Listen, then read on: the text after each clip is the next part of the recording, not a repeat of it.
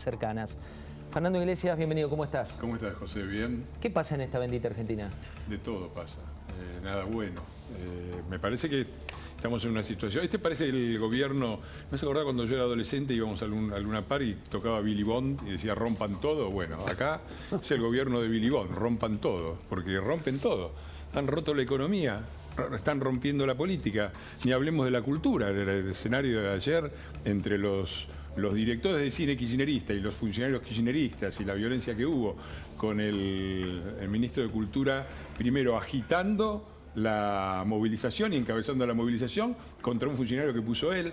Digo, rompen todo, la verdad es que los muchachos rompen todo. Y en la economía yo veo, en la política ni hablar. Es un escenario que a mí me recuerda, ya lo dije, en versión farsesca a los años 70.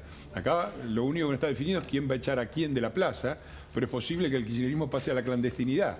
Entonces estamos razonando con categorías políticas del mayor desastre de la Argentina, que fue la peor década de la Argentina, que tuvimos al peronismo primero y después a la dictadura. Hablando y de economía ni hablar, acá tenés economistas autorizados. Fausto, ¿cómo estás? Pero es un escándalo también, ¿no? Bueno, es que en economía lo particular es que vos decís, si vos mirás un poquito las condiciones iniciales de la economía argentina, no deberías tener, digamos, si te ordenaras un poco la economía, deberías poder ir zafando, porque fíjate, tenés más reserva de las que pensabas tener hace 2 años, porque entre el FMI, la suba de la soja, etcétera... 15 lucas el año pasado, 15.000 millones de dólares. Sí, pero vos, hace 2 o 3 meses vos pensabas que estábamos hundidos y ahora resulta que te vinieron 6.000 millones de dólares del FMI, 5.500 de la cosecha, La economía tiene capacidad de rebotar. Eso significa que vos sin invertir, sin hacer nada, la economía debería estar andando, creciendo, por lo menos rebotando, andando. Y encima tenés una situación cómoda en materia de internacional, por lo menos por ahora, con tasas de interés bajas por ahora en el mundo, etcétera. O sea, tenés espacio como para andar un poco, pero armaste tal lío que hoy tenés la economía muy desordenada, ¿no? Bueno, dicen que esa es una frase de Roberto Lavagna, lo dicen también fuentes cercanas al gobierno, que les dijo, la macro está ordenada, la podés ordenar, estamos bien. Ordená la política, le dice, parece que le dijeron a Alberto. ¿Alberto puede, Waldo Wolf, ordenar la política? No, evidentemente no. Él es parte del problema. Recién Iglesias te decía que rompen todo. Rompen las instituciones. Fíjate que no les alcanzó y ahora te han roto la justicia. Un juez de Paraná presenta una cautelar para que el Congreso no designe un fallo de la Corte Suprema de Justicia. Mañana tenés una movilización en La Plata porque tenés otro juez que dice que tomar tierra con la luz prendida no es un delito. Entonces, ¿quién va a invertir en la Argentina? Además, con un presidente que le dicen, usted va a hacer un cambio, yo cambio pañales, y mañana habla Cristina, que le va a echar la culpa a los rusos que abrazamos hace 2 meses como si fueran nuestros hermanos para que entren por la puerta de América Latina a través de la Argentina, de la inflación que generamos nosotros con 2 puntos del PBI. Si fuera un monólogo que en paz descanse de Pinti sería cómico, pero es lo que está haciendo Alberto Fernández. Bueno, ahí el factor expectativas, Guille, ¿qué pasa en un contexto de tanta inestabilidad política y cierta posibilidad económica? Creo que como dice Fausto, la gente tiene una mirada tan oscura de lo que viene que está haciendo que algunos números que son razonablemente buenos de la micro pasen de largo. O sea, vos hoy tenés la micro más o menos en algunos sectores, como hay otros que están casi fuera de juego. O sea, hay mucha gente que ya no viaja al exterior, en los sectores de clase media alta y clase alta. No se compran autos. Estás vendiendo este año, vas a vender menos autos que el 2020, más o menos 30.000 autos por mes. Eso es casi 500.000 autos menos que lo que fue el 2017 o un poco más de lo que fue el 2013, digamos, elegí con Cristina o con Macri el que quieras. Y sin embargo, tenés crecimiento de la venta en shoppings, 23% en el mes de enero, el último dato disponible que hay. Tenés crecimiento de ventas en la construcción, 9%, en la industria, 9%. Y vos decís, las cosas tendrían que andar bien, ¿no? Con el modelo que el kirchnerismo aplicó históricamente. Es el peor momento de humor social que se registra en por lo menos 15 años. Lo detectó Poliarquía. 40% de la gente cree que esto no mejora dentro de 3 años, no de 1.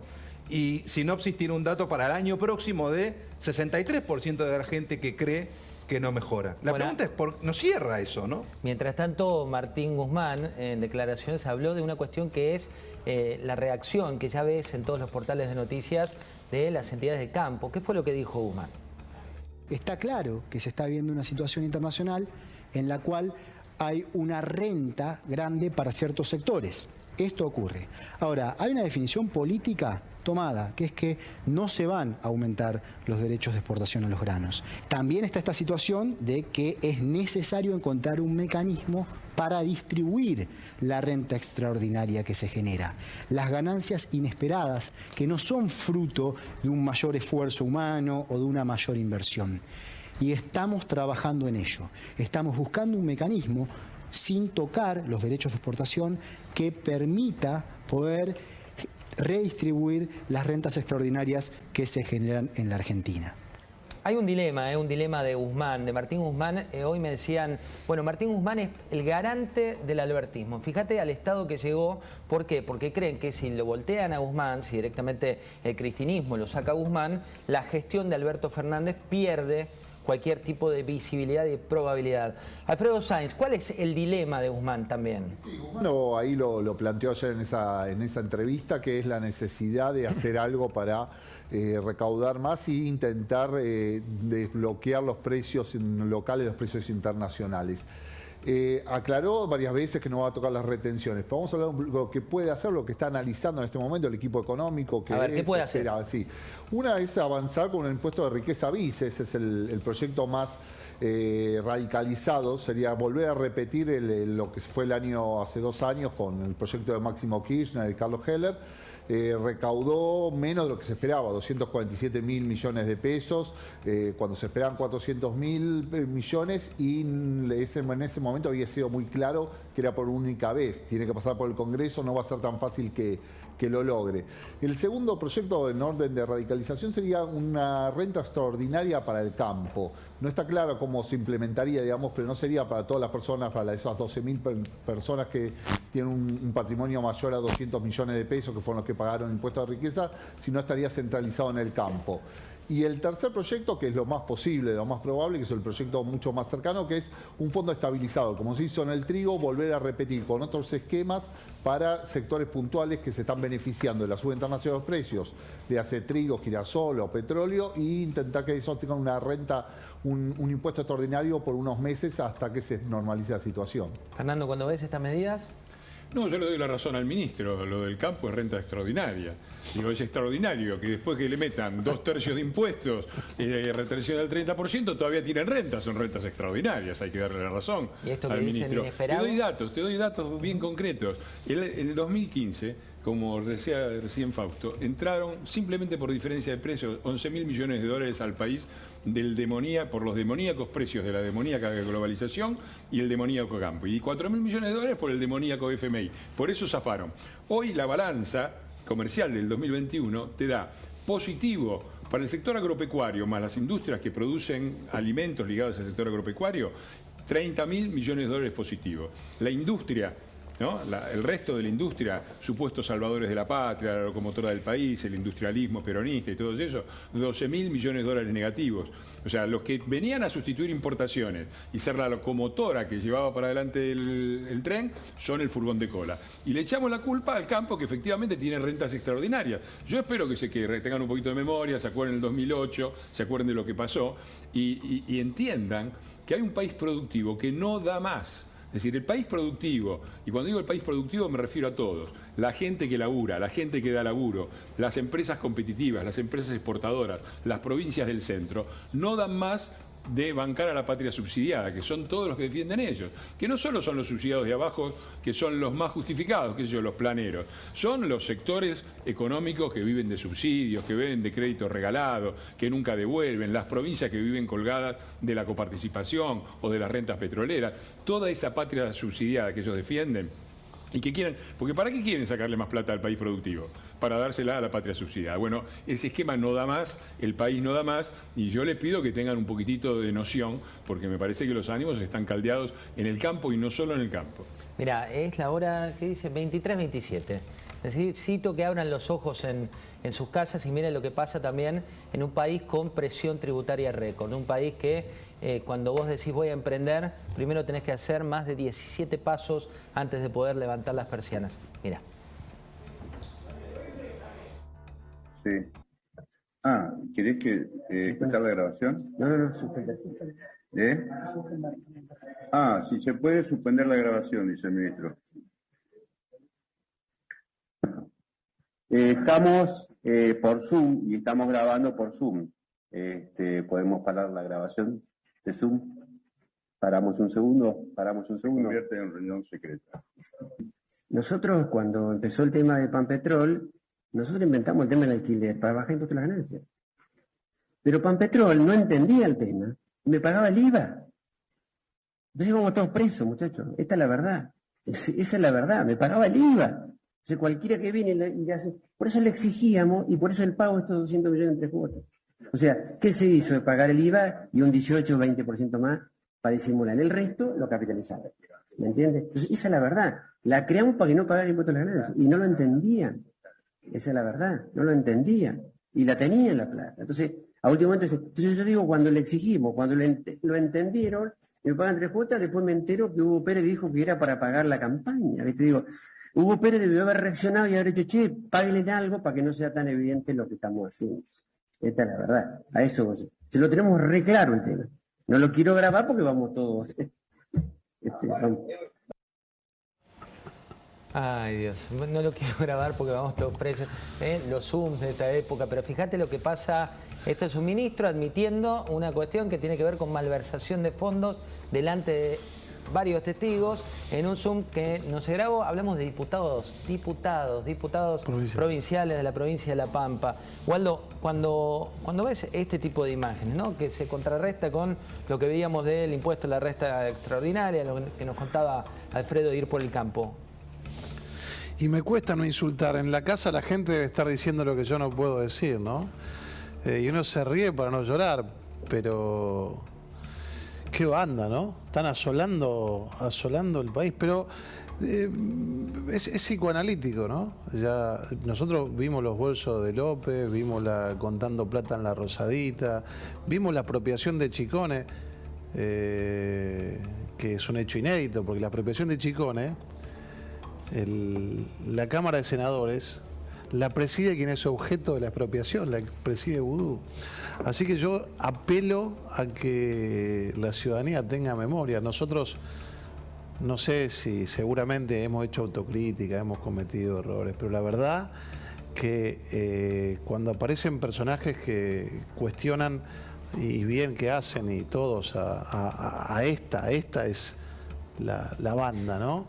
Hay que tener memoria porque es una vergüenza que haya gente que siga votando esta banda. Guillermo, el clima de época, ¿no? Digo, vos evaluás mucho el consumo y cuando la economía anda bien, la gente un poco olvida siempre la corrupción, olvida este tipo de cuestiones. Cuando la economía anda mal, se empiezan a ver todos los colores. Sí, diría que la gente hoy lo que está viendo, José, es un enorme desánimo, ¿no? Tiene un desgano. Yo digo que es una sociedad de brazos caídos la que tenemos hoy. Y es muy preocupante, porque creo que no hay manera de arreglar el problema de la Argentina si primero recuperás el entusiasmo de la gente, ¿no? Y hay una crisis de sentido. Ya cambió la pregunta no es por qué pasa lo que pasa, por qué la inflación da 6, 6,5, no sé lo que dé mañana. La pregunta es ¿para qué? ¿Para qué hago lo que hago? Si finalmente nada me rinde, ¿no? Pasamos de la plata no alcanza a la plata no vale nada, que eso es una novedad. Entonces creo que hemos cambiado de umbral y eso es uno de los factores del malestar. Esta sociedad, 20, 25% de inflación, más o menos, lo puede manejar. Los argentinos somos expertos. Ahora, 55, 60, ya es un número que se pone muy difícil, porque todo el mundo sabe que ganarle a eso desde el punto de vista de los ingresos, salvo alguna excepción, va a ser cuesta arriba, ¿no? Entonces tuviste un 2021 que los sectores formales le ganaron, pero los sectores informales no. Un 2020 donde la pérdida general de poder adquisitivo fue 10%. Una economía que hoy es 6% menos de la que era en el 2017. Un consumo masivo que es 11% menos. Cito el 2017 porque fue el último año razonablemente bueno de la economía de la Argentina, ¿no? Entonces, cuando vos tratás de entender por qué la gente está con este mal humor, y la verdad es que por más que haya mejorado un poco el año pasado, la pregunta es ¿desde dónde? ¿Para volver a dónde? A donde estábamos en 2019, que supuestamente estaba todo mal. Entonces, la realidad es que los argentinos vienen de 4 o 5 años muy duros, y están, sobre todo, con una mirada muy oscura para lo que sigue. Entonces, para atrás es largo y para adelante no lo veo. Bueno, ahí se explica por qué hay esta especie de hastío, de bronca, de anomia, etc. Bueno, hablando, Fausto, de ese hastío que plantea Guillermo, sí, te cuento dos hipótesis de este mismo gobierno, ¿no? Uno habla con el cristinismo y le preguntás, bueno, ¿qué opinas de la gestión de Martín Guzmán? Y te dicen, ningún ministro de Economía que anuncia una inflación superior al 6,5%, más cercana al 6,7%, ningún ministro de Economía que tiene un 40% de pobreza, ningún ministro de Economía que tiene un umbral de empleo que no crece, puede quedarse. Hablas con el albertismo, te dicen, es el ministro que garantiza la previsibilidad, es el ministro que organizó la macro y es el ministro que le da al establishment cierta previsibilidad de lo que viene. ¿Cómo se gestiona con estos dos mundos siendo ministro de Economía? Es que es el problema para mí fundamental que estás teniendo hoy en la economía. O sea, cualquiera que opera en la economía necesita cierta previsibilidad, cierta idea de hacia dónde van las cosas. Lo que estaba diciendo Guillermo es cierto, con 60% de inflación tenés que estar negociando todo el tiempo con los proveedores, con los clientes. Te pasás más tiempo negociando que haciendo lo que tenés que hacer. Entonces, eso te limita mucho la previsibilidad. Ahora, si encima dentro del gobierno no se puede articular ningún programa, porque tengo que aumentar la tarifa. Bueno, ¿aumentan las tarifas cuándo? ¿En abril, mayo, junio? ¿Cuándo sale eso? De hecho, la letra chica, ya lo contaba Carlos Pañi acá, la letra chica del acuerdo con el fondo dice que tiene que haber un nuevo presupuesto aprobado. Sí, no es una meta cuantitativa, o sea, no tiene 15 de abril. Pero sí, era un objetivo, pero no es que se cae el acuerdo por eso. Pero lo que te está diciendo eso es, pará, hay un par de cosas básicas que vos tenés que hacer. Volviendo al tema del rebote económico, la economía podría estar rebotando. ¿Qué es lo único que tiene que hacer un gobierno para que la economía rebote? A garantizar que haya insumos y energía. Después se arregla solo, ni siquiera inversiones. Pero digo, hoy no está pasando ni eso. La industria dice que no hay insumos y el campo denuncia que no hay energía. Bueno, falta gasoil, falta... El tema de los insumos es más complicado porque además hay un tema internacional con el tema de insumos, que se complica en Argentina el doble, porque para comprar es un lío, ¿no? Pero lo que te estás viendo hoy es que te está faltando la mínima gestión de cosas básicas como para crecer. Voy a dar un ejemplo, el tema del gas. A esta altura del partido ya tendríamos que tener comprado gran parte del gas que necesitamos para invierno. No está hecho. Es casi lo mismo que el tema de las vacunas en su momento, porque sí, porque no me gusta, porque pensé que iba a bajar el precio. La cuestión no se compró el gas. Ahora la pregunta es, ¿cuánto gas va a faltar? Bolivia te va a dar un poquito más de gas, sí, pero te está faltando todavía bastante gas para abastecerte durante el invierno. Entonces, ¿qué vas a tener que cortar las industrias? El industrial dice, escúchame, yo necesito cortar la industria, ¿cuándo le voy a tener que cortar? Sí, si no hay con qué darle. ¿Cuánto? ¿Para qué? Bueno, dame un poquito de idea de qué tengo que hacer para, por lo menos, que el daño no sea tan grave. Entonces, toda tu capacidad de rebote de la economía se empieza a desarmar porque te falta energía, no sé si tenés el insumo, etcétera.